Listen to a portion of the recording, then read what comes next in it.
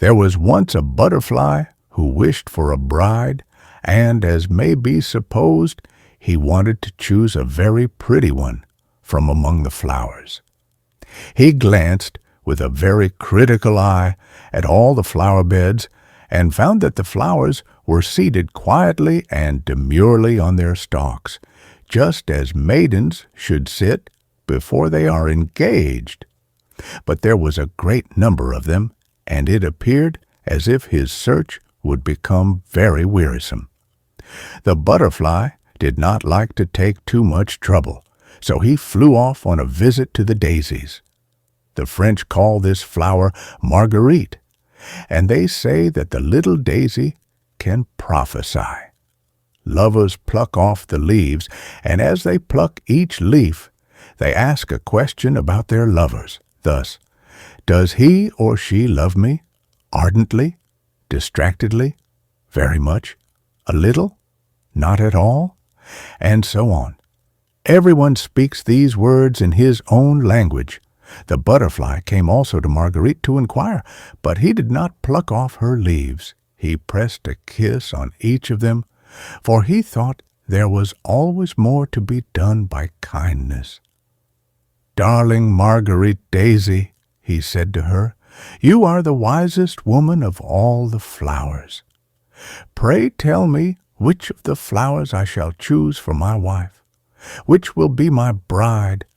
When I know, I will fly directly to her and propose." But Marguerite did not answer him.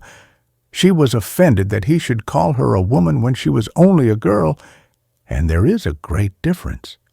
He asked her a second time, and then a third, but she remained dumb and answered not a word. Then he would wait no longer, but flew away to commence his wooing at once. It was in the early spring, when the crocus and the snowdrop were in full bloom. "They are very pretty," thought the butterfly, "charming little lasses, but they are rather formal." Then, as the young lads often do, he looked out for the elder girls. He next flew to the anemones. These were rather sour to his taste. The violet, a little too sentimental. The lime blossoms too small, and besides, there was such a large family of them. The apple blossoms, though they looked like roses, bloomed today, but might fall off tomorrow with the first wind that blew, and he thought that a marriage with one of them might last too short a time. The pea blossom pleased him most of all. She was white and red, graceful and slender, and belonged to those domestic maidens who have a pretty appearance, and can yet be useful in the kitchen. He was just about to make her an offer, when, close by the maiden, he saw a pod, with a withered flower hanging at the end.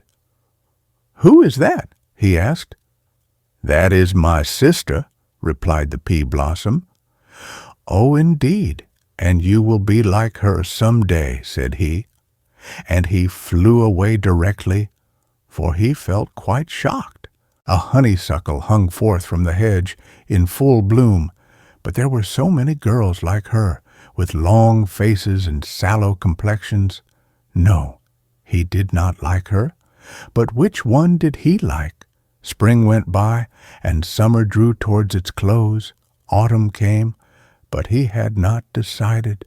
The flowers now appeared in their most gorgeous robes, but all in vain. They had not the fresh, fragrant air of youth. For the heart asks for fragrance, even when it is no longer young, and there is very little of that to be found in the dahlias or the dry chrysanthemums. Therefore the butterfly turned to the mint on the ground.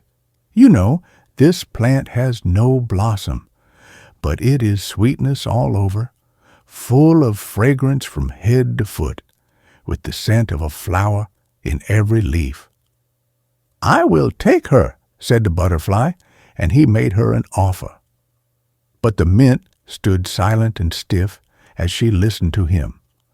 At last she said, "Friendship, if you please, nothing more.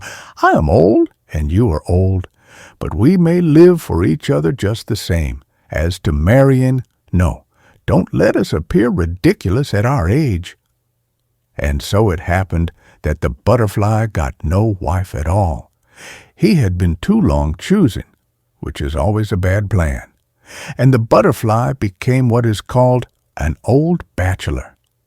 It was late in the autumn, with rainy and cloudy weather. The cold wind blew over the bowed backs of the willows so that they creaked again. It was not the weather for flying about in summer clothes, but fortunately the butterfly was not out in it. He had got a shelter by chance. It was in a room heated by a stove and as warm as summer. He could exist here, he said, well enough. "But it is not enough merely to exist," said he. "I need freedom, sunshine, and a little flower for a companion." Then he flew against the window pane and was seen and admired by those in the room, who caught him and stuck him on a pin in a box of curiosities. They could not do more for him.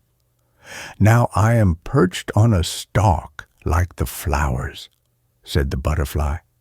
"It is not very pleasant, certainly. I should imagine it is something like being married, for here I am stuck fast." And with this thought he consoled himself a little. "That seems very poor consolation," said one of the plants in the room that grew in a pot. "Ah," thought the butterfly, "one can't very well trust these plants in pots."